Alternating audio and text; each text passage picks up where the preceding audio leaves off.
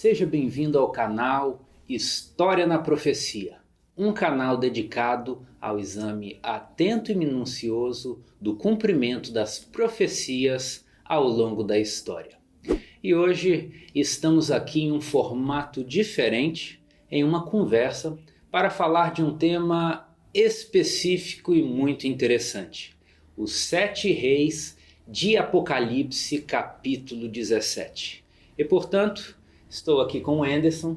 Vocês já estão acostumados com ele na frente da câmera, eu sempre fico atrás, então hoje estamos nós dois juntos para falar desse assunto.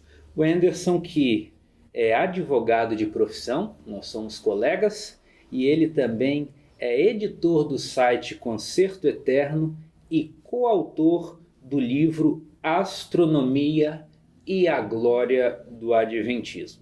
Então, Anderson, nesse assunto dos 7 reis, eu quero aproveitar também essas peculiaridades que a gente pode perceber tanto pelo título que você deu ao livro de que foi coautor, Astronomia e a Glória do Adventismo, e também em relação à sua história que você já contou aqui em outro vídeo no canal.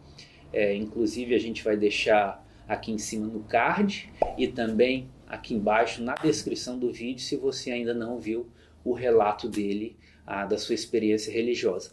Então, tomando esses elementos, você que tem bastante histórico com o Adventismo, está bastante envolvido nesse assunto, entre os adventistas, entre os pioneiros adventistas, houve alguma interpretação sobre os 7 reis que se destacou? Olá, amigos do canal. Hoje, como foi dito, estamos aqui para conversar sobre os 7 reis de Apocalipse 17. E respondendo à pergunta, existe a posição que ocorre nos livros de Urias Smith. Urias Smith defende uma posição que hoje ainda é sustentada por autores do movimento de reforma, da Igreja Adventista do Sétimo Dia, movimento de reforma. Essa posição consiste em que os 7 reis de Apocalipse, capítulo 17, seriam 7 sistemas de governo da cidade de Roma. 7 sistemas de governo que existiram na cidade de Roma. Seriam eles os reis, os cônsules, os decênviros, os ditadores, os triunvíros, os imperadores e os papas. Esses seriam os 7 sistemas de governo que existiram na cidade de Roma durante a história. Essa é a posição que era defendida por Urias Smith e que ainda é defendida pelos reformistas.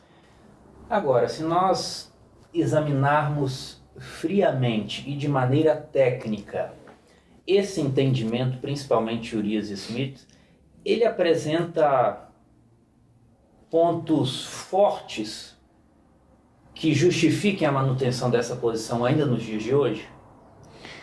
Bem, os teólogos adventistas há muito já não sustentam, não seguem essa posição.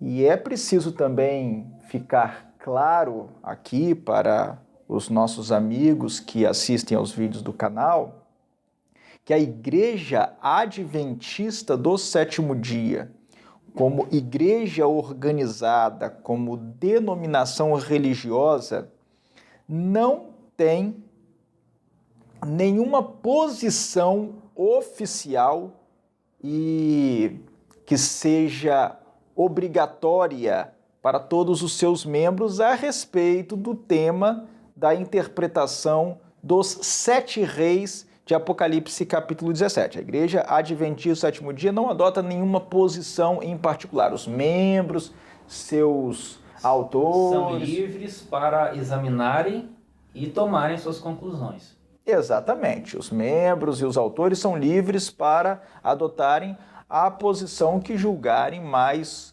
condizente com o seu entendimento das Escrituras e das profecias. Então, a maioria dos teólogos adventistas hoje não segue mais a posição de Urias Smith. Você me perguntou se há alguma coisa que favoreça, que dê respaldo a essa interpretação. Bem, o que eu posso dizer é que existem dois pontos que, a meu ver, parecem fortes na posição de Urias Smith. Dois pontos. Eu vou dizer quais são esses pontos. Em primeiro lugar, nós temos que nos lembrar do contexto de Apocalipse 17. Apocalipse 17 fala de uma visão que o apóstolo João teve, em que ele viu num deserto uma besta de cor escarlate, que tinha 7 cabeças e 10 chifres, e uma mulher embriagada, prostituta, estava assentada sobre essa besta, montada sobre essa besta, e perto de muita água, ou como diz o texto, de muitas águas. E Apocalipse capítulo 17 traz a explicação de alguns desses símbolos pelo anjo. E o anjo diz que as 7 cabeças da besta são 7 montes sobre os quais a mulher está assentada. E depois ele diz assim, e são também 7 reis, dos quais 5 já caíram, um subsiste ou existe, e outro ainda não chegou, mas quando chegar vai durar pouco tempo. Então, isso é o que diz Apocalipse capítulo 17. Bem, quando a profecia diz que as 7 cabeças da besta são 7 montes sobre os quais a mulher está assentada, essa informação já é uma informação importante, porque a cidade de Roma é conhecida historicamente como a cidade das 7 colinas. E por isso, durante séculos, já por séculos, tem-se entendido que essa parte da profecia faz referência à cidade de Roma, porque Roma é a cidade das 7 colinas, ela foi edificada sobre 7 colinas.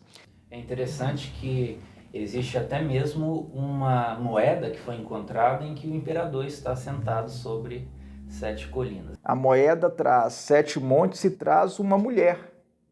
Essa mulher é a personificação de Roma. Roma está assentada sobre as 7 colinas, não é? Muito bem, mas vejam bem o seguinte, a profecia diz, o anjo explicando os detalhes da visão, diz que as 7 cabeças sobre as quais a mulher está assentada são 7 montes, isso indica a cidade de Roma. Aí o anjo diz em seguida, são também 7 reis. Então seria de se esperar que esses 7 reis tivessem alguma ligação, alguma vinculação com a cidade de Roma. Até porque Apocalipse capítulo 17, versículo 18, diz que a mulher que João viu é a grande cidade que domina sobre os reis da terra. Bem, é claro que nós podemos entender aí a palavra cidade em Apocalipse 17, versículo 18, como uma forma de se referir a um sistema político-religioso. No caso de Apocalipse 17, a um sistema religioso, porque o reino de Deus é referido como uma cidade também. Então nós podemos entender assim, mas também nós podemos entender que esse sistema religioso tenha uma cidade como o seu centro, como a sua capital. E era de se esperar que os 7 reis tivessem alguma vinculação com a cidade de Roma. Mas por quê? porque as 7 cabeças são ao mesmo tempo, símbolo dos 7 montes sobre os quais Roma foi edificada, uma forma de se referir a Roma, e são os 7 reis. E no caso da interpretação de Urias Smith, os 7 reis são 7 sistemas de governo que existiram na cidade de Roma. Então esse é um ponto favorável, é um ponto forte da interpretação de Urias Smith. Esse é um ponto. Eu disse que eu tinha 2 pontos para indicar fortes na interpretação de Urias Smith. O outro ponto forte é que a profecia diz assim: e a besta, o anjo explicando, né? O anjo explicando os símbolos da visão, e a besta que viste era e não é, mas aparecerá. E diz que essa besta, ela mesma é um 8º rei. Ela mesma é um 8º rei. Então, o que autores como Alphonse Baubach, que era um autor renomado, um expoente entre os reformistas, entre os adventistas da Reforma, como ele interpreta isso? Ele que segue a interpretação de Urias Smith. Como é que ele interpreta isso? Ele interpreta que os 7 reis seriam os reis, os cônsules, os decênviros, os ditadores, os triunvíros e os imperadores. Para Alphonse Baubach, o 7º rei não seriam os papas. Não seriam os papas que, por séculos depois da queda do Império Romano, exerceram o controle da cidade de Roma. Não. Para Alphonse Baubach, o 7º rei foi aquilo que historicamente ficou conhecido como Exarcado de Ravenna. Mas o que seria esse Exarcado de Ravenna? É porque depois que o Império Romano do Ocidente desmoronou, desapareceu em 476 depois de Cristo, quando Odoacro, rei dos Érulos, depôs o último jovem imperador do Ocidente, Rômulo Augusto, a Itália ficou entregue aos bárbaros, no caso, aos Érulos. Depois, os ostrogodos, uma outra tribo bárbara, venceu os Érulos e tomou a região ali da Itália, incluindo Roma. Isso aconteceu em 493 depois de Cristo, 493. Aí depois disso, os exércitos do Império Romano do Oriente, liderados pelo general Belisário, chegaram à Itália, destruíram os ostrogodos, ou pelo menos o reino ostrogodo, e estabeleceram ali um sistema de governo chamado Exarcado, o Exarcado de Ravenna. Esse Exarcado tinha como sede a cidade de Ravenna, porém exercia controle sobre Roma. E esse Exarcado durou poucas décadas. Em poucas décadas, perdeu o controle da cidade de Roma. Então, para Alphonse Baubach, isso cumpriria a profecia da sétima cabeça, porque do 7º rei é dito que quando ele chegasse, duraria pouco tempo. Então, para Alphonse Baubach, o 7º rei seria o Exarcado de Ravenna, que durou pouco tempo. E então os papas, o papado, seria representado pela própria besta, porque a profecia diz, o anjo disse que a besta, ela própria, é um 8º rei. Todavia procede do 7 e caminha para a perdição. Então essa é a sequência de sistemas que Alphonse Baubach defende, por exemplo, naquele livro Um Novo Mundo, dos reformistas. Então, me ajude a sintetizar essas ideias de Urias Smith e Alphonse Baubach. O primeiro ponto positivo é que ele valoriza o fato de as cabeças da besta sobre a qual está sentada a mulher serem tanto reis quanto montes, o que permite uma ligação com Roma, e também ele se vale desse exarcado, que de fato existe uma comprovação histórica que durou pouco tempo. Exatamente. é o que se encaixa com a declaração da profecia de que o sétimo rei duraria pouco tempo. Agora, você disse anteriormente que, embora essa tenha sido a posição predominante entre os pioneiros adventistas, os teólogos contemporâneos não abraçam muito essa interpretação. Por quê? Ela existe alguma fragilidade que foi vista posteriormente? Bem, Urias Smith foi um dos pioneiros da Igreja Adventista do Sétimo Dia, esteve à frente da Review and Herald, que era o principal periódico da igreja e que depois se transformou na Adventist Review, né, a revista adventista, durante um bom tempo, e ele foi muito respeitado, e é até hoje respeitado por causa de suas obras, né, comentário de Daniel, comentário de Apocalipse, há uma estima e um respeito por Urias Smith. Mas depois, com o estudo das Escrituras, o exame histórico mais aprofundado, percebeu-se que a divisão dos sistemas de governo de Roma em 7 era, até certo ponto, um arranjo histórico artificial. Não houve essa sucessão de 7 sistemas de governo em Roma. Há um grau de artificialidade nisso. É uma montagem histórica que não corresponde à realidade. Nós podemos sintetizar essa fragilidade do argumento do nosso respeitado Urias Smith da seguinte maneira: depois que os reis deixaram de governar Roma, ou seja, depois que caiu a realeza, estabeleceu-se a República Romana, a antiga República Romana. E na República Romana havia o Senado, havia as Assembleias Populares e havia 2 líderes escolhidos todos os anos para governar a República, e eram os cônsules. Urias Smith diz que depois dos reis vieram os cônsules. Até aí dá para admitir. Só que depois ele coloca como um terceiro sistema de governo de Roma os decênviros. Mas isso já é uma certa... Aí existe uma certa artificialidade histórica. Aí já existe uma certa artificialidade histórica. Por quê?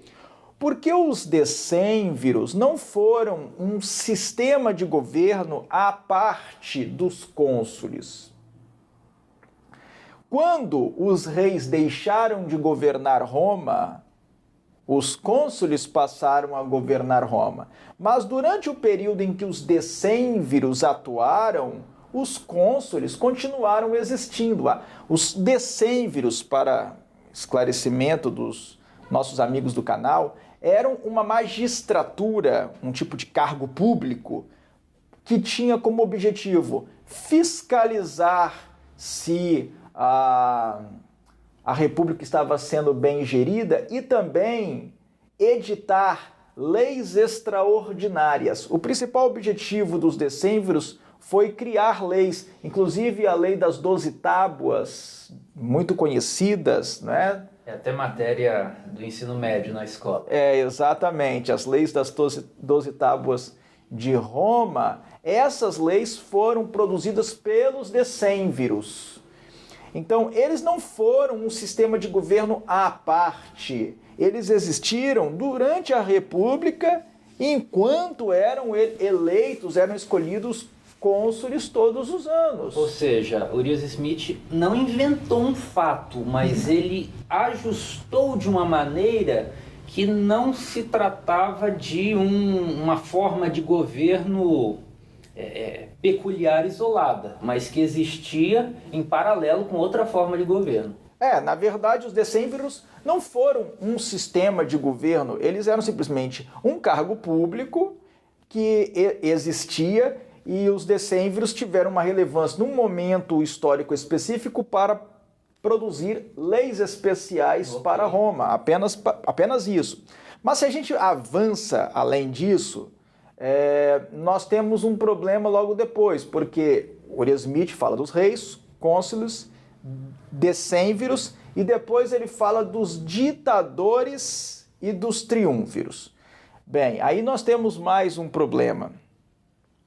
Porque os ditadores também eram uma magistratura, também eram um tipo de cargo público em Roma. De tempos em tempos eram escolhidos ditadores. Os ditadores, eles existiam para períodos definidos, eles tinham mandato em situações de grave crise na República ou guerra externa. Nesses momentos eram escolhidos os ditadores. Eles governavam durante o período definido e depois eles encerravam a sua atuação. Mas houve sim ditadores que governaram por mais tempo, como foi o caso de Sila, como foi o caso antes de Mário, como foi o caso do próprio Júlio César. Esses foram ditadores que governaram durante mais tempo, mas a artificialidade aqui dessa organização em 7 sistemas de governo em Roma, a artificialidade está em que, se nós pensarmos bem, houve o primeiro triunvirato. O que foi o triunvirato? Houve um conflito social muito forte em Roma, uma guerra civil, e eles criaram, então, um sistema tácito, um sistema na prática de 3 líderes romanos. O primeiro triunvirato foi formado por Júlio César, muito conhecido na história, né? Pompeu o Grande e Crasso. Só que depois Crasso sai dessa composição e Júlio César e Pompeu entram em conflito, numa guerra entre eles. Pompeu acaba sendo morto lá no Egito e Júlio César se torna o grande ditador de Roma, do mundo romano. Mas depois, como é bem conhecido, Júlio César foi assassinado no Senado. Na verdade, não no Senado, mas ali próximo ao Senado, perto do Templo da Paz, ele é assassinado e depois que ele é assassinado, os seus aliados se juntam e formam um segundo triunvirato, formado por Otávio, que era filho adotivo de Júlio César, por Marco Antônio, muito ligado a Júlio César, e por Lépido. Esses 3 vão formar o segundo triunvirato. Então vejam bem o que acontece. Nós temos um primeiro triunvirato, que veio depois de alguns ditadores. Esse primeiro triunvirato se desfaz, vem a ditadura de Júlio César, que morre, e vem o segundo triunvirato. Nós não temos uma sequência bem arrumada de 2 sistemas que se sucederam. Então, o que nós estamos querendo dizer aqui não é que Urias Smith tenha inventado fatos históricos ou mentido, nada disso. Ele simplesmente arranjou os fatos de uma forma em que ele pôde visualizar 7 sistemas de governo. Só que esses sistemas não são sucessivos, nem todos ali eram sistemas de governo. Na verdade, esses cônsules, decênviros, ditadores e triunvíros são cargos. No caso dos triunvíros, nem eram bem cargos, mas eram posições políticas dentro da República. Então é meio arranjado e artificial falar aí em 7 sistemas de governo dentro de Roma, dentro do Império Romano. Ok. E quando foi percebida essa artificialidade na posição de Urias Smith, houve alguma outra interpretação que sucedeu a de Urias Smith? Como é que foi a evolução desse pensamento, dessa interpretação no tempo?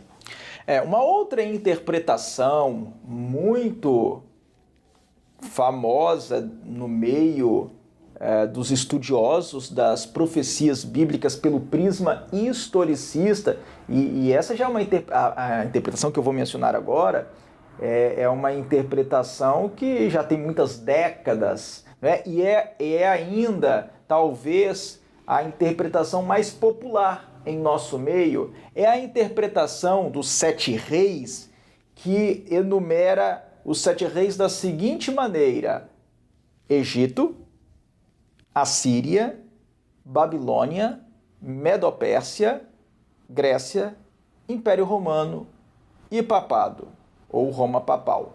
Então, essa explicação, essa enumeração dos 7 reis, ela é muito famosa em nosso meio. Ela aparece, por exemplo, no livro Estudos Bíblicos, que é um livro que tem sido editado desde o tempo dos pioneiros. Então, é uma interpretação já existente há muito tempo em nosso meio. E eu diria que ainda ela é a interpretação mais popular. E quais os pontos positivos ou quais as vantagens interpretativas que essa posição tem para que ela seja uma posição predominante ainda nos dias de hoje? Bem, um dos pontos fortes dessa corrente de interpretação está em que ela parece respeitar mais naturalmente o tempo presente da profecia. Eu vou explicar a que estou me referindo. Quando nós examinamos textos em que um profeta tem uma visão e um anjo explica os elementos da visão, a perspectiva temporal da explicação do anjo é a mesma perspectiva temporal do profeta. Ou seja, o anjo toma como referencial o tempo em que o profeta está, em que ele vive. Então, se nós levarmos isso em consideração, a perspectiva temporal ou o referencial temporal da profecia dos 7 reis seria o tempo de João, o tempo em que João estava vivendo, ou seja, no final do 1º século. Se nós tomarmos isso como referência, levarmos isso em consideração, então a exposição ou a corrente interpretativa que começa a sequência dos 7 reis com o Egito se encaixa mais naturalmente, porque nessa sequência o referencial temporal vai ser o tempo de João. Observemos, se nós começarmos com o Egito, avançarmos para a Síria, passando por Babilônia, Medopérsia e Grécia, esses seriam os 5 reis que já tinham caído no tempo do apóstolo João. E de fato eles já tinham passado, já estavam no passado no tempo de João. A profecia diz que o 6º rei subsiste ou existe, e isso seria o Império Romano, que era o poderio, que era o império que estava dominando vasta região do mundo no tempo do apóstolo João. O 7º rei seria aquele rei que ainda estava para surgir, e no caso aí se referiria ao papado, que estava cerca de 500 anos no futuro, a partir da época do apóstolo João. Então esse é o ponto favorável dessa corrente de interpretação, porque leva em consideração o tempo do apóstolo João como o tempo presente da profecia, como referencial temporal da profecia. Você acaba de apresentar um ponto favorável para essa corrente interpretativa. Agora, enquanto você estava fazendo sua exposição, eu me lembrei de uma coisa, de que se nós lermos a Bíblia, facilmente nós vamos ver referência à Síria, ao Egito. Isso fica muito claro no Antigo Testamento. Porém, um outro elemento é que nós sabemos que o livro de Daniel e Apocalipse formam como que uma unidade profética. Tanto é que existem elementos em um livro que complementam elementos do outro livro e vice-versa. E, por exemplo, quando eu examino os capítulos 2 e 7 de Daniel, eu vejo que uma sequência de impérios, a sequência de impérios que está apresentada nesses 2 capítulos começa com Babilônia, depois é seguido por Medo-Pérsia, Grécia, Roma, a mesma coisa no capítulo 7.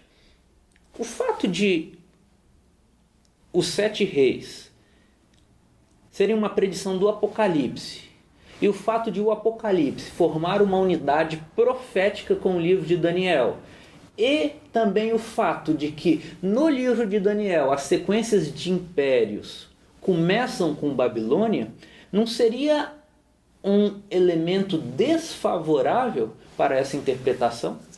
Sim, na verdade, o que você acaba de mencionar é o calcanhar de Aquiles dessa corrente interpretativa, que começa a sequência dos 7 reis com o Egito e depois segue com a Assíria e os demais reinos. E é o calcanhar de Aquiles porque inclui 2 reinos ou impérios, o Egito e a Assíria, que não fazem parte da sequência de reinos do livro de Daniel. Os expositores proféticos, expositores de profecias que adotam essa corrente interpretativa e são confrontados com esse problema, argumentam que o Egito, por exemplo, aparece sim na profecia do Apocalipse, lá no capítulo 11, quando se fala das 2 testemunhas de luto, que deveriam pregar durante 1260 dias e que depois seriam mortas e seus corpos ficariam estirados na praça da grande cidade, que espiritualmente se chama Sodoma e Egito. Então há uma menção ao Egito aí, eles argumentam. Mas quando nós observamos a profecia do capítulo 17, vemos que os 7 reis são representados pelas 7 cabeças da besta. E aí nós observamos que as características da besta do capítulo 17 são muito parecidas com as características da besta do capítulo 13. E em Apocalipse 13, nós percebemos elementos do livro de Daniel, em especial do sonho do profeta Daniel no capítulo 7, seu livro. João diz que a besta do capítulo 13, cujas características são muito parecidas com as do capítulo 17, com as da besta do capítulo 17, essa besta parecia um leopardo, ela se parecia com um leopardo, que é uma referência ao terceiro animal de Daniel capítulo 7, tinha pés como pés de urso, que é uma referência ao segundo animal do sonho do capítulo 7 de Daniel, e tinha boca como boca de leão, uma referência ao primeiro animal da visão, na verdade do sonho, de Daniel capítulo 7. Além disso, nós vemos que essa besta do capítulo 13 tinha 10 chifres, o mesmo que ocorre com o animal terrível espantoso, que é o 4º animal do sonho de Daniel, capítulo 7. Também essa besta do capítulo 13 tinha uma boca que falava com insolência, proferia arrogâncias e blasfêmias. E isso ocorre no chifre pequeno de Daniel, capítulo 7, sendo que esse chifre pequeno estava sobre o animal terrível e espantoso. Além disso, essa besta recebe autoridade para agir por 42 meses, que é um período que equivale aos 1260 dias ou a um tempo, 2 tempos e metade de um tempo, que é justamente o período de domínio do chifre pequeno que estava sobre o animal terrível espantoso do sonho de Daniel capítulo 7. Então nós vemos que os elementos característicos da besta são semelhantes, ou diria até mesmo idênticos, aos elementos característicos dos animais de Daniel 7. E em Daniel capítulo 7, a sequência de reinos começa com Babilônia, com o Império Neobabilônico. Além disso, se nós pensarmos em Daniel capítulo 2, nós vemos que a sequência realmente começa com Babilônia, pois Daniel capítulo 2 trata do sonho de Nabucodonosor sobre a estátua, em que a cabeça de ouro representa a Babilônia. Aliás, Daniel olha para Nabucodonosor e diz: tu és a cabeça de ouro, porque Nabucodonosor, representando a Babilônia, era ali o início da sequência profética. Então, seria muito estranho que em Apocalipse a sequência dos 7 reis começasse com Egito e depois seguisse para a Síria, tendo em vista que esses 2 reinos não aparecem na profecia de Daniel.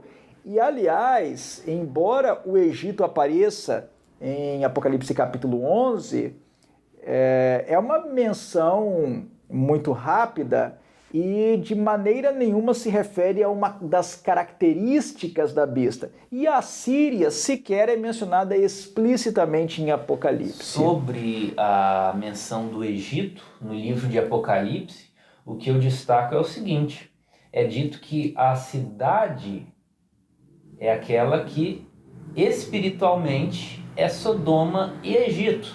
Ou seja, o sentido de ter sido de se fazer referência ao Egito é um sentido espiritual. Sim. Esse é o propósito do Egito ser citado. Ao passo que, nas cabeças da besta, nós estamos falando de poderes políticos, poderes militares. Ou seja, o motivo que levou a se fazer referência ao Egito é totalmente diferente do motivo de se fazer referência às cabeças. Até porque, em Apocalipse capítulo 17... o elemento religioso, ou preponderantemente religioso, é representado pela mulher que está montada sobre a besta. Ao passo que a besta, suas cabeças e chifres são elementos que se referem a aspectos políticos, aspectos militares, e não ao aspecto religioso, já que esses 2 aspectos estão representados por símbolos distintos em Apocalipse capítulo 17. Bem, até agora nós já vimos 2 posições propostas interessantes, porém todas elas apresentavam sim seus pontos positivos, mas apresentavam também pontos fracos que, devo dizer, que são difíceis de contornar. Se eu quisesse uma terceira posição para avaliar, qual posição? Haveria uma outra posição, uma outra interpretação que seria digna de nota? Sim. Existe uma outra interpretação que é proposta por autores adventistas, por teólogos adventistas, de que os 7 reis consistem numa sequência começando por Babilônia, seguindo por Medo-Pérsia, Grécia, Império Romano, Roma Papal, França Revolucionária e Estados Unidos. Então a diferença aí é que nessa corrente interpretativa, a sequência dos 7 reis começa com Babilônia e avança além do papado com a inclusão da França Revolucionária e dos Estados Unidos. Pelo que eu vejo, ela não vai partilhar daquela dificuldade da corrente anterior, que é começar com um poderio que não corresponde à sequência dos impérios narradas no livro de Daniel, capítulo 2 e 7. É isso mesmo, ponto positivo? É exatamente isso. Essa corrente interpretativa tem como um de seus pontos positivos o fato de começar com Babilônia. Ela começa a sequência dos 7 reis exatamente com aquele império que aparece como o primeiro de Daniel 2, o sonho da estátua de Nabucodonosor, e de Daniel 7, o sonho de Daniel sobre os 4 animais. Mas esse não é o único ponto positivo dessa visão. O que mais nós poderíamos colocar como ponto forte dessa corrente? Uma outra vantagem, outro ponto positivo dessa corrente de interpretação é que ela faz coincidir o tempo presente dos 7 reis com o tempo presente de uma outra declaração que o anjo faz em Apocalipse capítulo 17, de que a besta era, não é, mas aparecerá. Mas para isso eu preciso explicar melhor o sentido dessa declaração. Historicamente, os expositores historicistas, em especial expositores adventistas, têm interpretado essa declaração de que a besta era, não é, mas aparecerá, como uma referência ao período em que a besta exerceu o domínio durante os 1260 anos da supremacia papal, que nós entendemos que se cumpriram de 538 a 1798 da era cristã.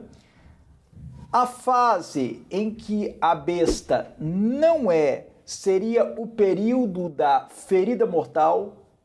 Por quê? Porque em Apocalipse capítulo 13, a besta recebe uma ferida de morte e depois a ferida mortal é curada.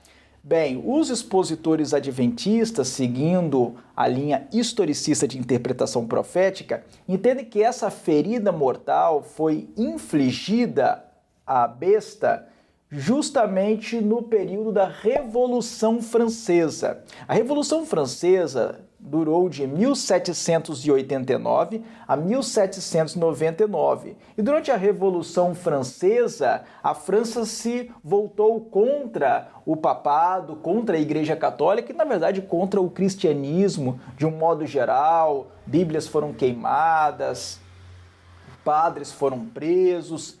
E durante esse período da Revolução Francesa, mais precisamente em 1798, o general Berthier, liderando um exército francês, entrou em Roma e levou o Papa Pio VI em cativeiro.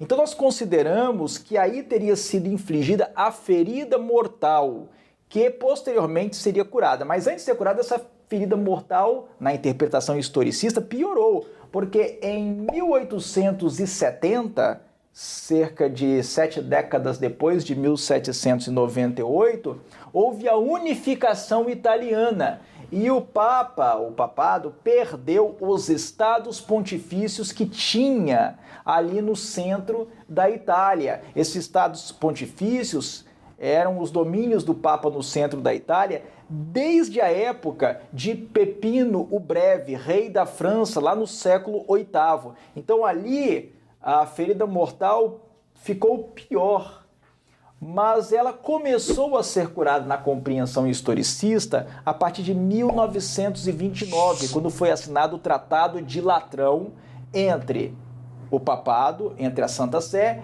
e Benito Mussolini, o Duce, o líder da Itália fascista, em que o papado recebeu uma indenização e também um pequeno território, ali um bairro na cidade de Roma, que forma hoje o moderno Estado do Vaticano.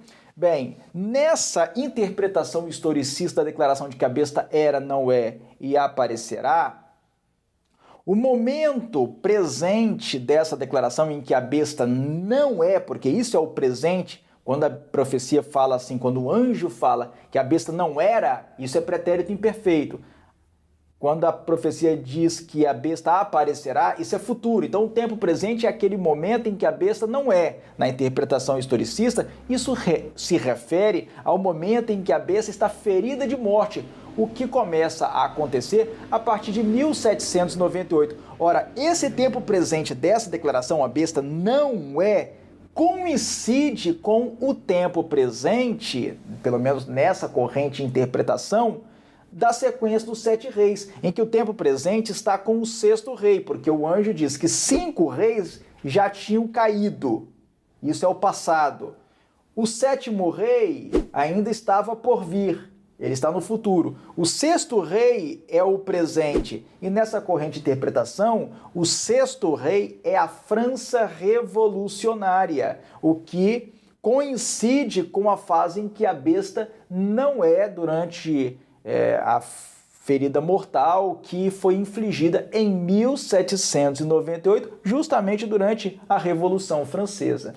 Agora, esse ponto é interessante e é apresentado como um ponto forte. Mas a presença da França também não seria um empecilho para essa interpretação estar isenta de críticas? Ou seja, dizer que a França é um dos 7 reis não causa também um problema? Sim, a presença da França revolucionária nessa enumeração, nessa sequência de 7 reis, ou reinos, ou impérios, ou poderios, ela é problemática. E é problemática porque no símbolo da besta, a França já está representada por um dos chifres. Eu vou explicar isso melhor.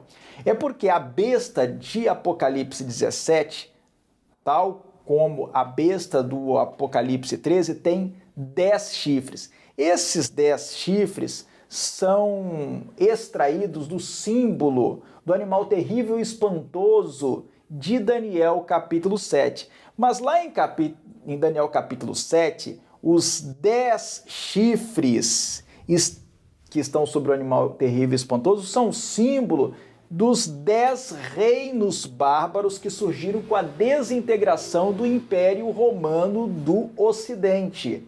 Havia o Império Romano do Ocidente, as tribos germânicas, as tribos bárbaras começaram a invadir o Império Romano, até que o Império Romano do Ocidente sucumbiu, caiu, deixou de existir em 476 depois de Cristo. E aquelas tribos bárbaras dividiram o território do Império Romano entre si.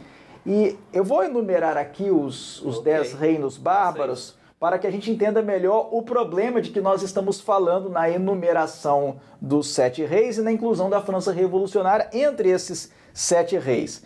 Os 10 chifres lá de Daniel 7, que estão sobre o animal terrível e espantoso, símbolo do Império Romano, são os anglo-saxões, os alamanos, os burgúndios, os suevos, os visigodos, os lombardos, os érolos, os vândalos, os ostrogodos e os francos, que são os franceses que formaram posteriormente a França. Ora, então quer dizer que nessa simbologia dos 10 chifres, a França já é um chifre. Ocorre que os 7 reis de Apocalipse capítulo 17 são representados pelas 7 cabeças da besta. Se nós considerarmos a França revolucionária como uma das cabeças, teremos que entender que a França é representada na besta tanto por uma das cabeças como por um dos chifres, ou seja, haverá uma duplicidade de símbolos para retratar uma só e a mesma realidade, o que é um empecilho, é uma dificuldade nessa inclusão da França na lista dos 7 reis. Os Estados Unidos. Qual é a situação dos Estados Unidos? Os Estados Unidos já são um problema ainda mais grave, né? Por quê? Porque na compreensão historicista e adventista da profecia, os Estados Unidos aparecem em Apocalipse sob o símbolo do animal ou a besta que sobe da terra. Em profecias, águas representam povos, multidões, nações e línguas. Isso está escrito em Apocalipse capítulo 17, versículo 15. Mas a segunda besta do capítulo 13 sobe da terra.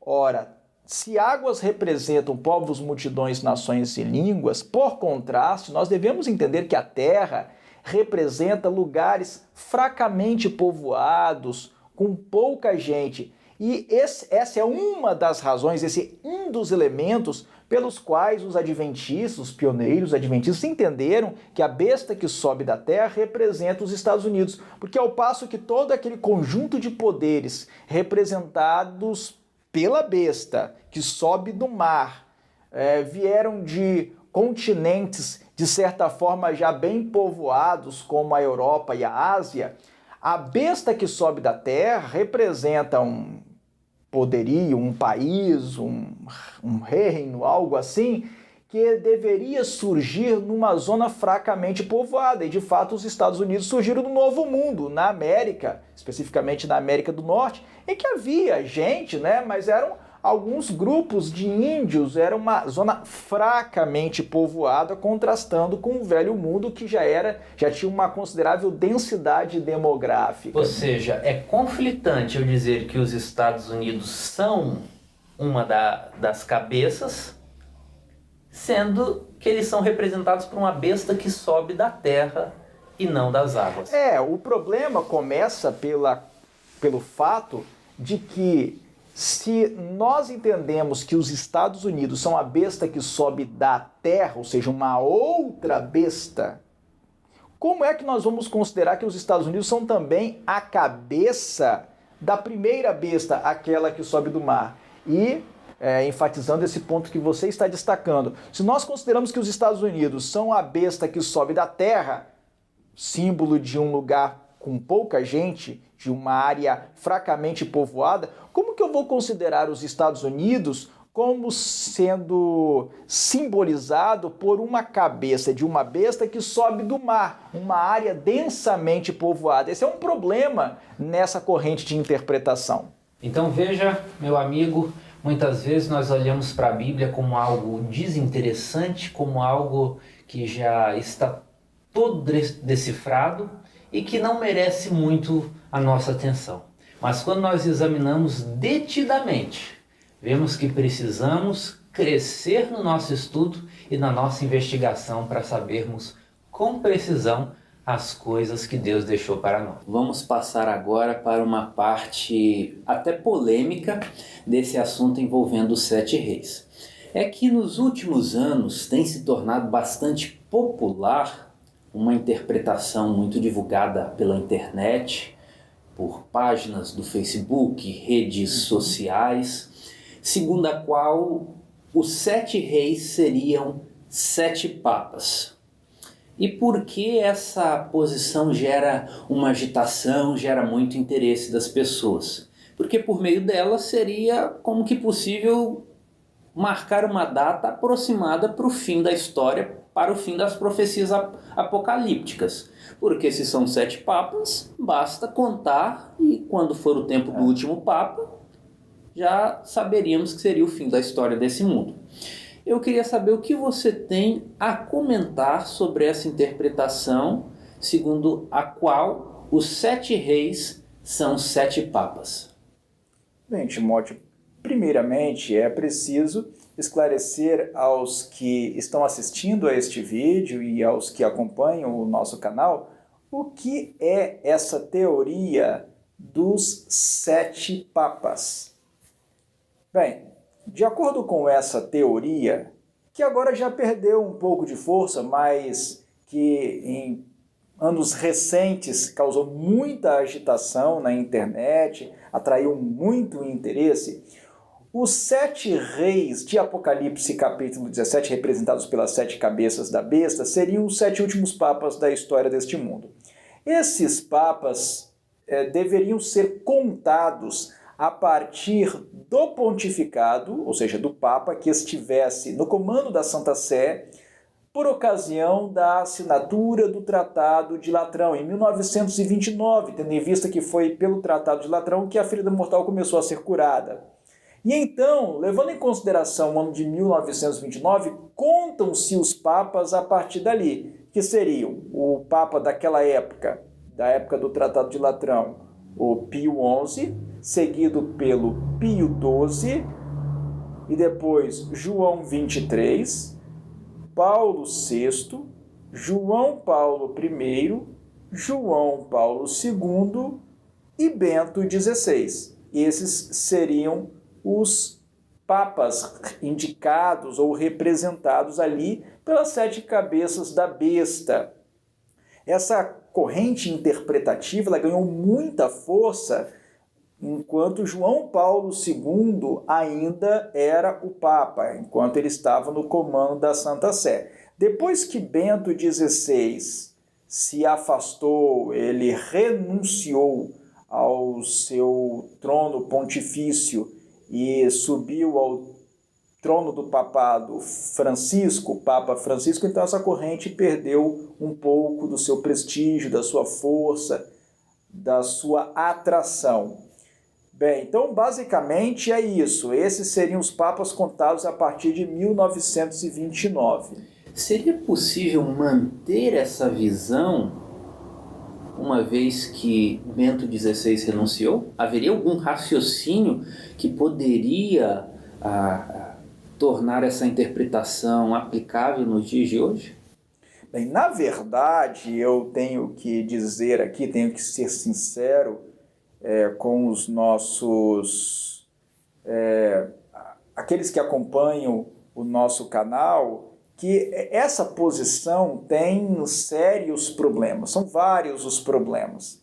Em primeiro lugar, marcar o ano de 1929 como um ponto a partir do qual os 7 reis devam ser contados é uma posição, é um critério de elevado grau de arbitrariedade. Não há nenhuma razão para que nós tomemos o ano de 1929 como ponto de partida da contagem dos 7 reis.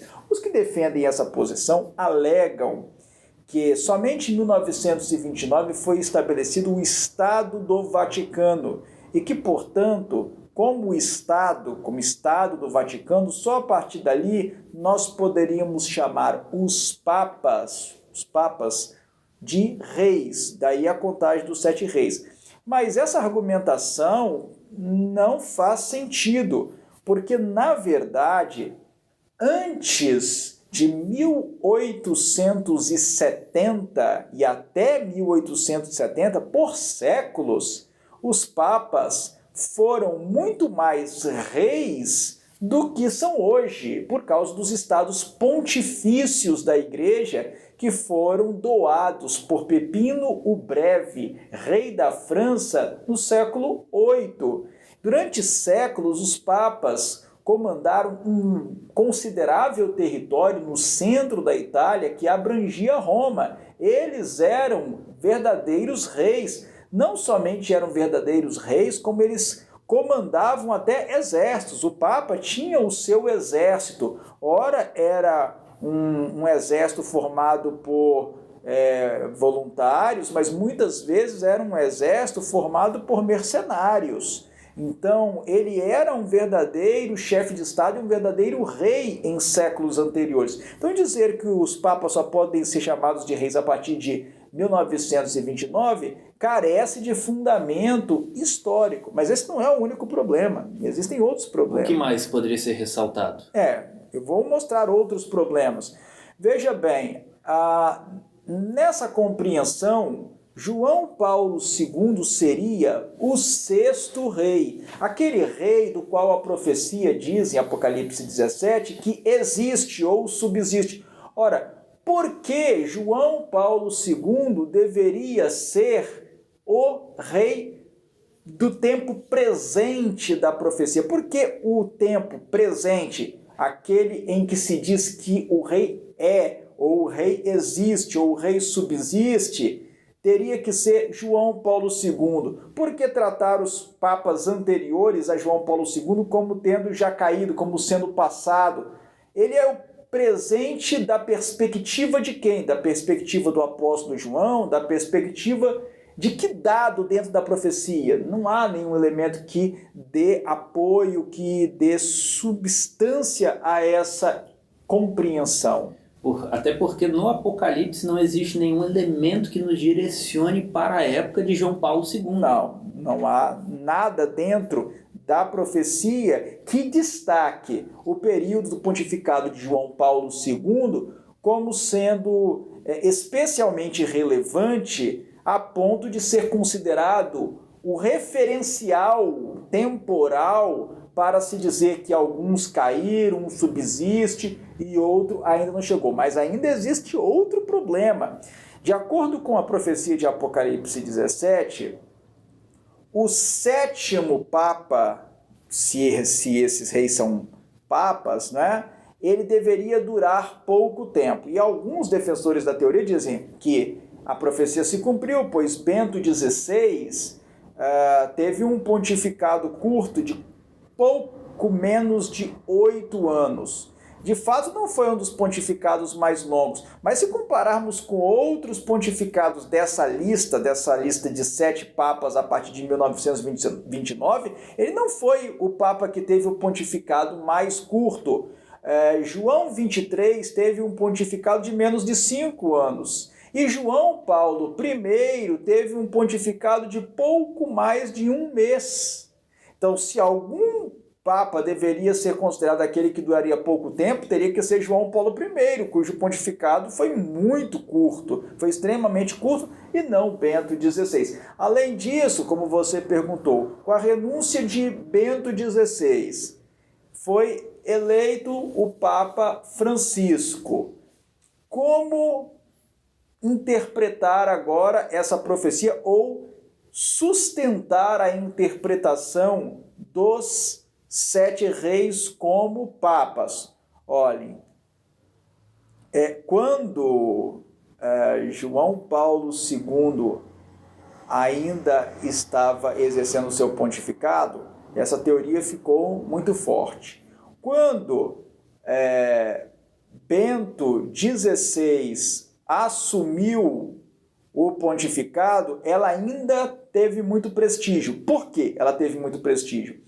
Porque alguns consideravam que aquela declaração da profecia de que a besta não é, mas aparecerá, e que ela mesma é um 8º rei, era compreendida por alguns, não todos, mas alguns adeptos dessa corrente interpretativa, de que Satanás, de alguma forma, iria fazer parecer que João Paulo II tivesse voltado ao pontificado, já depois de falecido, e ele retornaria após a renúncia de Bento XVI, ou a morte de Bento XVI. Ele seria o 8º Papa que procede do 7, porque a profecia fala que o 8º, que é a besta, sendo o 8º, procede do 7. Mas nada disso aconteceu, veio o Papa Francisco, então realmente, por isso eu disse no começo, que essa corrente interpretativa perdeu muito prestígio e muita atração recentemente. Ok. Anderson, agora eu quero mudar um pouco o rumo da nossa conversa, porque até agora nós falamos sobre os outros, sobre várias correntes interpretativas, e eu quero me dirigir para a sua compreensão.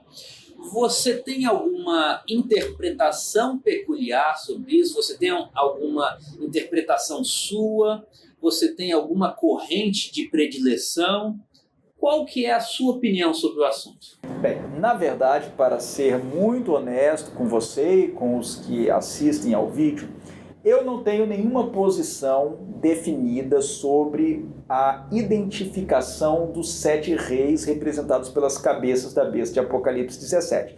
Porque, na verdade, eu identifico pontos fortes e pontos fracos, vantagens e desvantagens em todas as posições, de tal maneira que eu não consigo identificar nenhuma posição, nenhuma corrente interpretativa sobre os 7 reis que seja livre de problemas, livre de dificuldades. Até agora não consegui identificar. Mas existe uma posição que não é nenhuma dessas que eu comentei até agora, sobre as quais nós falamos. Existe uma posição que eu considero com mais atenção, que eu acho que possui menos problemas, menos dificuldades. Expõe essa posição para a gente, por favor. Certo. Eu vou expor aqui, vou fazer um resumo, certo, dessa interpretação, porque ela é um pouco mais sofisticada, ela tem mais detalhes, demanda mais tempo para que seja explanada. Farei apenas um resumo de qual seja essa interpretação. Na verdade, essa interpretação ela não é minha, ela é sustentada pelo coautor do livro A Astronomia e a Glória do Adventismo, que é o irmão Juarez Rodrigues de Oliveira. Ele não tem nenhum material publicado sobre esse assunto, ele simplesmente expõe o ponto de vista dele para pessoas próximas, né? E eu acho que a posição que ele apresenta é mais condizente com os dados bíblicos. Não estou dizendo que seja livre de problemas, livre de dificuldades, mas ela preenche melhor os dados bíblicos que estão à disposição, que estão disponíveis sobre esse assunto dos 7 reis. Vou tentar aqui fazer um resumo de como é essa visão. Bem, ela se baseia principalmente em algo que já foi comentado aqui no vídeo. Quando nós examinamos as características da besta de Apocalipse 17, vemos que essas características são muito parecidas com as características da besta do capítulo 13. E quando examinamos as características da besta do Apocalipse 13, vemos que elas remetem aos animais e aos chifres de Daniel capítulo 7. Então, na verdade, nós precisamos entender a besta do capítulo 13 de Apocalipse, que também tem 7 cabeças e 10 chifres, como um resumo do sonho de Daniel capítulo 7.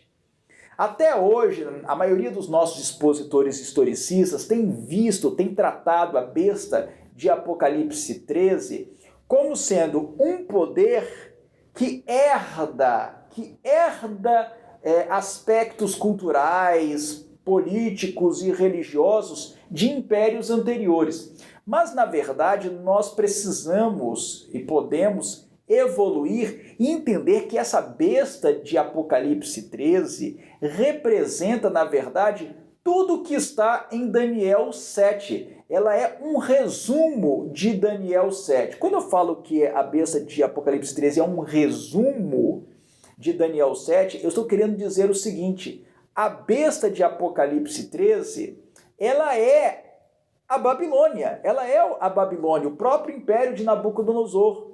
Ela é a Medopérsia de Ciro, de Dario, de Xerxes e Artaxerxes.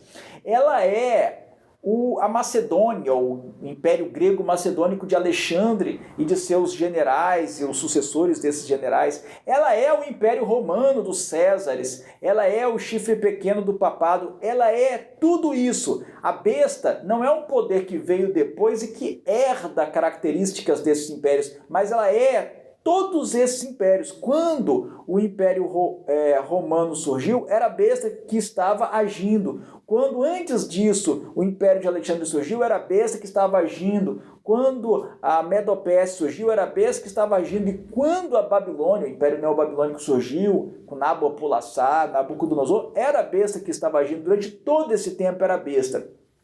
E se nós verificarmos, nós vamos perceber algo muito interessante. Quantas são as cabeças da besta? 7 cabeças. São 7 cabeças. Vamos contar as cabeças dos animais lá em Daniel 7. Bem, o leão, presumivelmente, tem uma cabeça. O urso, presumivelmente, também tem uma cabeça. Mas depois nós temos um leopardo com 4 cabeças. E o animal terrível e espantoso tem mais uma cabeça. 7 cabeças. É isso que estou querendo dizer. A besta é a soma de tudo. A besta é um resumo. Em Apocalipse 13, rapidamente, na visão, todos esses impérios foram repassados diante de João pelo símbolo da besta com as 7 cabeças. Então as cabeças da besta seriam esses impérios de Daniel capítulo 7. Essa é a visão. Mas aí você pode me perguntar, mas essa não é aquela posição em que os 7 reis começam com Babilônia? É verdade, está bem semelhante. Está bem semelhante, mas há uma diferença. A diferença eu vou explicar para vocês agora. É porque naquela posição que considera que os 7 reis são Babilônia, Medopérsia, Grécia, Império Romano, Papado, França Revolucionária e Estados Unidos, França Revolucionária e Estados Unidos não estão em Daniel 7. Sim. Então esses não entrariam. E o papado em Daniel 7 aparece como um chifre pequeno e não como uma cabeça. Então, na verdade, o papado, como o chifre pequeno, ele está na cabeça do animal terrível e espantoso. Essa é a diferença. Nós deveríamos considerar as cabeças dos animais de Daniel 7, ou seja, uma cabeça para a Babilônia, uma cabeça para a Medopérsia, 4 cabeças para o Império de Alexandre e uma cabeça para o Império Romano. A contagem de 4 para o Império de Alexandre corresponderia aos 4 generais dele. Exatamente, porque na verdade nós precisamos entender a simbologia de cabeça, de chifre, de olhos e de boca na profecia. Esses dados, esses elementos também são importantes. A cabeça comanda o ser, quer seja um ser humano, quer seja um animal, comanda. Então a cabeça indica raciocínio e comando. O comando da pessoa, o comando do animal. Um chifre serve para dar pontadas, como um boi ou um bode, não é? Serve para dar pontadas e é um símbolo de força. Então, a diferença entre uma cabeça e um chifre é que a cabeça é um centro de comando, ao passo que um chifre é símbolo de uma força, no caso, um poderio militar, meramente militar. A boca indica o discurso, é quando você consegue propagar as suas ideias pelo discurso. E os olhos, observação, perspicácia. Então, quando nós pensamos nas 7 cabeças, nós precisamos pensar em centros de comando. Bem, a Babilônia foi um centro de comando. A Medopérsia foi, nas suas sucessivas capitais, foi um centro de comando. Quando nós vamos para o Império de Alexandre, Alexandre governa durante poucos anos, ele morre. E então o grande Império Grego-Macedônico é desmembrado entre os 4 generais que se transformam em reis em seus respectivos territórios. Cassandro ficou ali com a região da Macedônia e da Grécia, Lisímaco ficou com a região da Trácia e da Ásia Menor, aproximadamente. Ptolomeu ficou com o Egito e a Palestina e Seleuco ficou ali com a região da Síria e da Mesopotâmia. Então surgiram 4 reinos, 4 centros de comando. Essas são as 4 cabeças aí. Centros tão independentes que chegavam a guerrear entre si. Que chegaram a guerrear entre si. Houve consideráveis conflitos entre esses reis, principalmente entre os reis da Síria, Seleucida, e os reis do Egito Ptolomaico. E depois veio o poderio romano. Então, esses seriam os 7 reis, ou reinos, ou impérios, porque na profecia rei, muitas vezes a menção de um rei indica um reino. Esses seriam os 7 reis da profecia de Apocalipse 17. Mas aí a profecia faz uma especificação. E aí é que a coisa fica um pouco mais interessante e complicada. A profecia do capítulo 17 diz que desses 7 reis, 5 já caíram, um subsiste e outro ainda não chegou. E quando chegar, há de durar pouco tempo. Bem, se nós pensamos que esses 7 reis são a cabeça do leão, Babilônia, a cabeça do urso, Medopérsia, as 4 cabeças do leopardo, os reinos de Cassandro, Lisímaco, Ptolomeu e Seleuco, e a cabeça do animal terrível e espantoso, que seria o Império Romano, nós podemos verificar que, ao tempo do apóstolo João, de fato e de certa forma, 5 tinham caído, uma cabeça, um rei, subsistia e outro ainda estava para vir. Os 5 que caíram seriam Babilônia, Medopérsia, e depois nós temos as 4 cabeças do leopardo. Bem, mas isso dá 6 cabeças. Todavia, a profecia diz que 5 já tinham caído e um rei subsistia. Como que nós vamos entender essa situação, levando em consideração essa interpretação, não é? Bem, uma maneira de nós solucionarmos essa questão é nós prestarmos atenção ao centro geográfico de comando e de culto desses poderes todos envolvidos. Vou deixar isso mais claro. Quando nós examinamos a história do mundo na perspectiva bíblica, nós vemos que depois do dilúvio, os homens se concentraram, de acordo com o livro do Gênesis, numa planície chamada Sinear, e ali ergueram uma grande torre que foi a Torre de Babel. Bem, essa Torre de Babel é o núcleo civilizatório em torno do qual se organizou e se desenvolveu a cidade de Babilônia, que lá na frente vai ser a capital do Império Babilônico, o segundo Império Babilônico ou Império Neobabilônico. Pois bem, então, Babilônia como império teve como sua capital a cidade de Babilônia. E é interessante que quando nós vamos para o livro de Zacarias, o profeta Zacarias diz que ele viu um efa e esse efa tinha uma mulher dentro. E esse efa foi suspenso e foi levado até a terra de Sinear. E depois é explicado no livro de Zacarias que essa mulher é a iniquidade de toda a terra. Isso é muito interessante porque mostra que a sede da iniquidade foi estabelecida originalmente na planície de Sinear. Essa planície de Sinear é na Mesopotâmia, onde estava a cidade de Babilônia. Babilônia, então, foi a sede do Império Babilônico e onde estava o núcleo da cultura babilônica, com os magos e os astrólogos, como, aliás, nós vemos no livro de Daniel, são mencionados os magos e os astrólogos.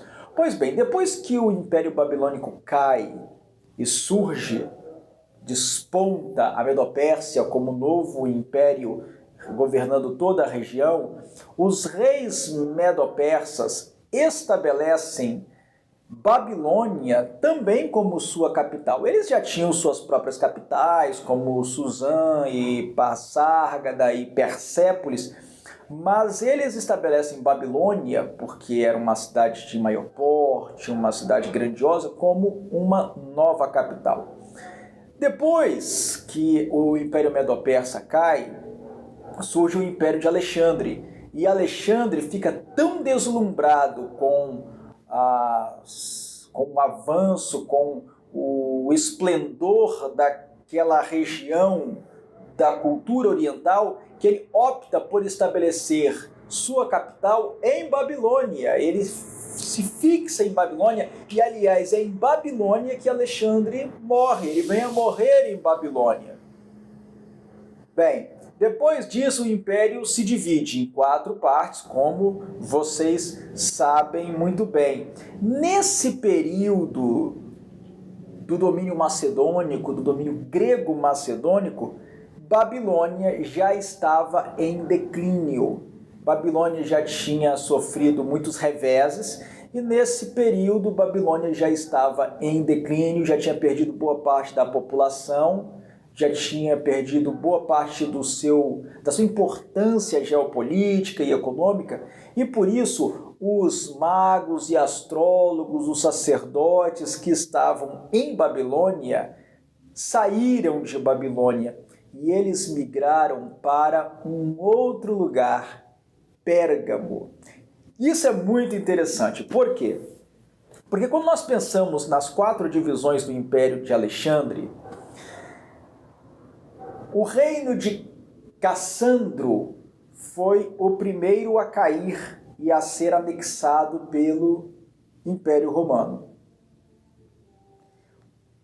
Depois, mais para frente, é anexado o reino da Síria Seleucida, a Síria do Seleuco, e por fim o Egito de Ptolomeu. Agora, a situação do reino de Lisímaco é muito interessante, é uma situação singular, especial, Por quê? Logo depois que Lisímaco morre, com o seu reino acontece algo diferente do que aconteceu com os reinos de Cassandro, Seleuco e Ptolomeu. Lisímaco morre e não deixa sucessores para comandar o seu reino se fragmenta. Ele desaparece, praticamente desaparece. Mas surge ali, pouco tempo depois, um novo reino. Um oficial de Lisímaco, chamado Filetero, ele acaba adquirindo domínio da cidade de Pérgamo. E os descendentes de Filetero vão estabelecer uma dinastia sobre Pérgamo, e Pérgamo vai se transformar num reino ali naquela região. Menor do que o reino de Lisímaco, mas de certa forma nós poderíamos dizer que Pérgamo era uma continuação do reino de Lisímaco. Agora, com o reino de Pérgamo acontece algo diferente do que aconteceu com os reinos de Cassandro, Seleuco e Ptolomeu.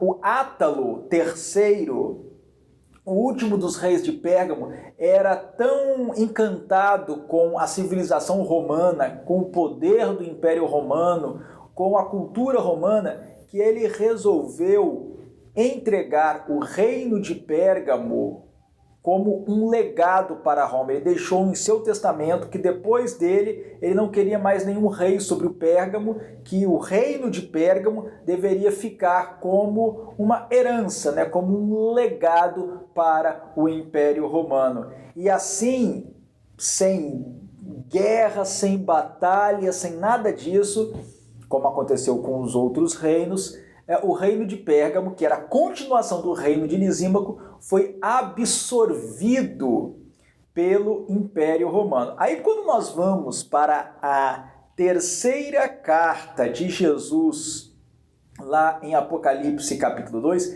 ela é enviada justamente para o anjo da igreja de Pérgamo, e Jesus diz que sabia o lugar em que ele habitava, em que o anjo da igreja de Pérgamo habitava, que era o local em que Satanás também habitava e onde estava o trono de Satanás. Isso é bem interessante, porque na verdade o que aconteceu foi uma migração. Inicialmente, a sede do mal, a sede da rebelião, foi estabelecida em Babilônia. Assim foi durante o governo, o período do Império Neobabilônico, do período do governo Medo-Persa e até o começo do governo de Alexandre. Depois Babilônia decai e o centro religioso do paganismo, o principal centro religioso do paganismo, muda para Pérgamo. Inclusive com uma migração dos sacerdotes. Dos sacerdotes, astrólogos, magos, eles se estabelecem em Pérgamo, e aliás, em Pérgamo é construído um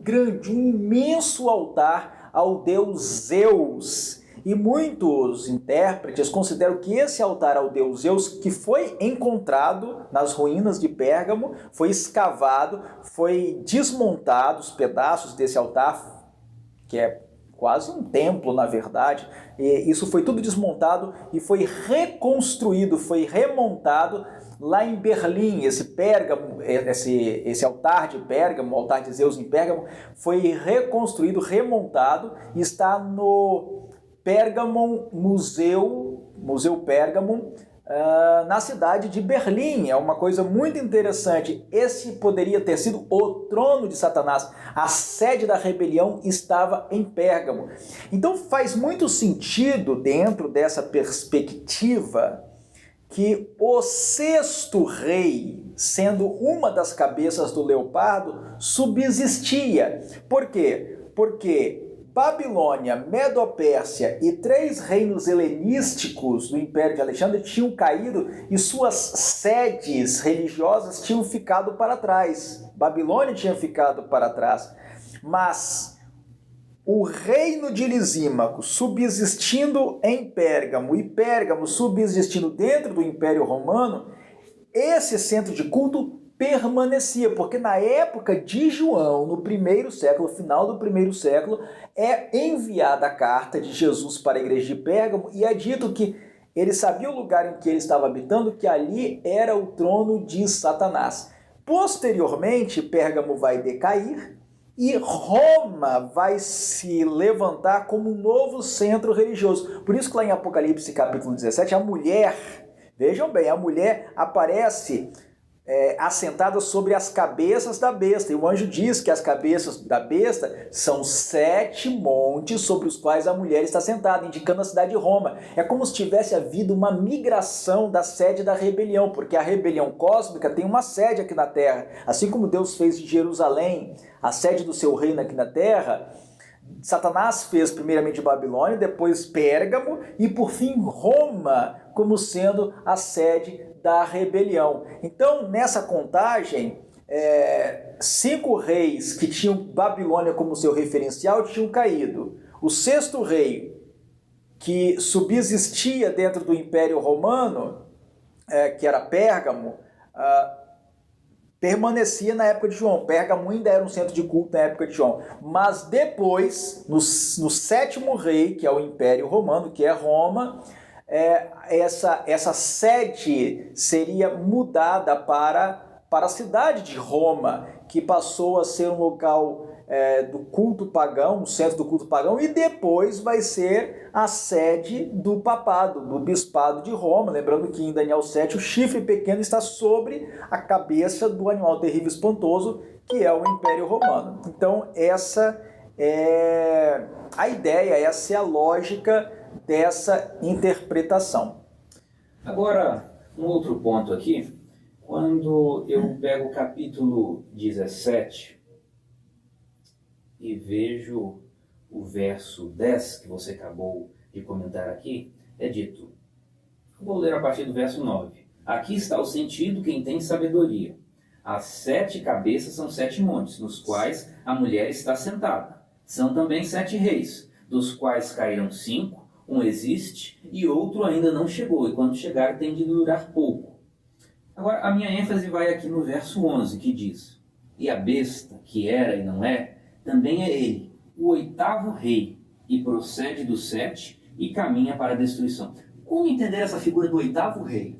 Esse é um ponto muito interessante dentro da profecia de Apocalipse 17. Na minha opinião, o que o texto está dizendo é o seguinte: a besta tem 7 cabeças. A besta não tem 8 cabeças, ela só tem 7 cabeças.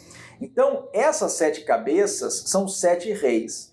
Mas depois o anjo diz, a própria besta que tem as 7 cabeças, que são os 7 reis, ela própria é um 8º rei. E aí o texto diz assim, e procede do 7. Na verdade, em grego, isso aí é uma certa interpretação do tradutor. Porque em grego, o que é dito e é do 7, que a besta é do 7. Na minha visão, a cena simbólica que é mostrada deve ser entendida da seguinte maneira. Cada uma das cabeças representa um rei ou reino. Agora, a própria besta é um rei ou reino ou império por trás de todos esses reinos. É algo maior, é um poderio maior, é um sistema maior. A besta é o sistema por trás de todos esses reis. Por isso que fala, e é do 7, ou seja, os 7 juntos estão perfazendo, formando essa besta, que é esse sistema que vem desde a Babilônia, passando por todos esses impérios e chega até os nossos dias. Essa é a minha visão do que o texto diz. Agora, é claro que essas diferentes correntes de interpretação veem esse 8º rei de maneira diferente. Por exemplo, para Alphonse Baubach, naquela primeira interpretação dos sistemas de governo de Roma, o 8º rei, sendo a besta, é o próprio papado. Porque o papado, na opinião dele, é aquele sistema que é o resultado da soma de um processo histórico pelo qual se passou quando todas as características ou as heranças dos reinos anteriores se acumulam no sistema católico romano medieval. Então, para Alphonse Baubach, o 8º rei é o papado. O 7º rei, na opinião de Alphonse Baubach, é o exarcado de Ravenna. Naquela posição que começa com o Egito e passa pela Síria, o 8º rei seria o papado restaurado. Pós-Tratado de Latrão. Pós-Tratado de Latrão, e principalmente no futuro, quando for glorificado, né? Okay. Porque nós temos Egito, Assíria, Babilônia, Medo-Pérsia, Grécia, Império Romano e Papado, sendo a 7ª cabeça. O 8º rei seria o papado restaurado, nessa visão. Para aquela visão que coloca os 7 reis como sendo Babilônia, Medo-Pérsia, Grécia, Império Romano, Papado, França Revolucionária e Estados Unidos, também o papado seria o 8º rei, seria o papado restaurado quando os Estados Unidos fizerem com que o papado seja exaltado por meio do decreto dominical e coisas que alguns dos irmãos que estão assistindo ao vídeo têm conhecimento.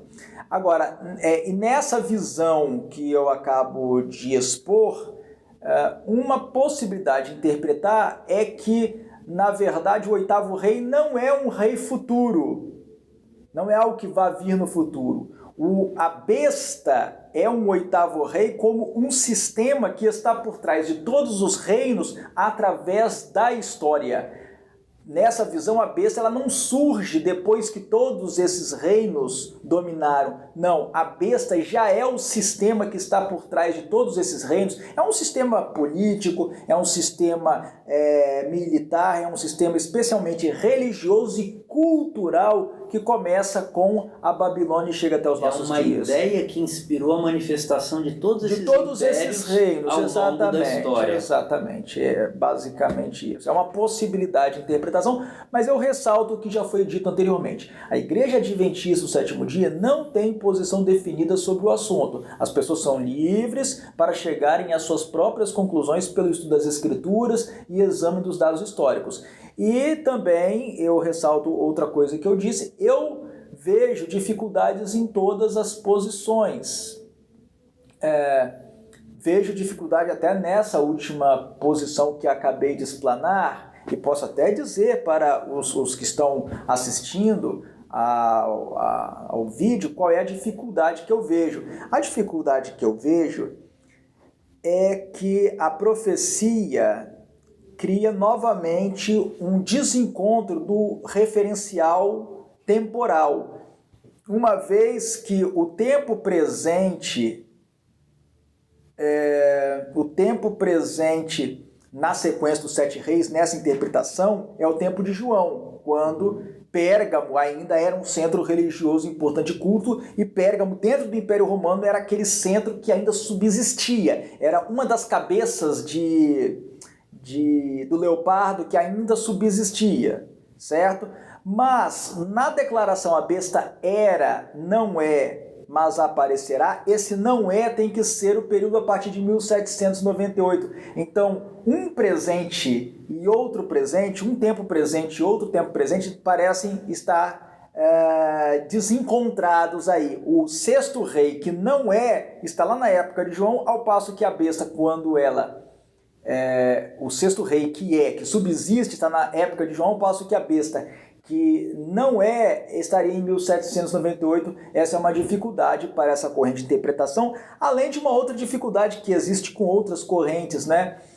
Quando a profecia diz assim, que o 7º rei que está para vir há de durar pouco tempo. Na interpretação que considera o 7º rei como o papado, que é o caso daquela que começa com o Egito, e como essa interpretação, o 7º rei ou papado, ele deveria durar pouco tempo, mas é estranho que o papado seria o poder que durou 1260 anos, pelo menos, na verdade dura mais que isso. Então essa é uma dificuldade dessa corrente de interpretação. Há uma forma de contorná-la dentro de uma perspectiva do Apocalipse, de que Jesus estava para vir muito em breve, mas ainda assim é uma dificuldade, porque lá em Apocalipse 12, quando Satanás é expulso definitivamente do céu e ele perde acesso ao céu com a morte de Cristo e sua ressurreição e ascensão, é dito que o diabo vem para a terra cheio de grande fúria cheio de grande fúria, sabendo que pouco tempo lhe resta. E, todavia, esse tempo já se prolongou por 2000 anos. Então,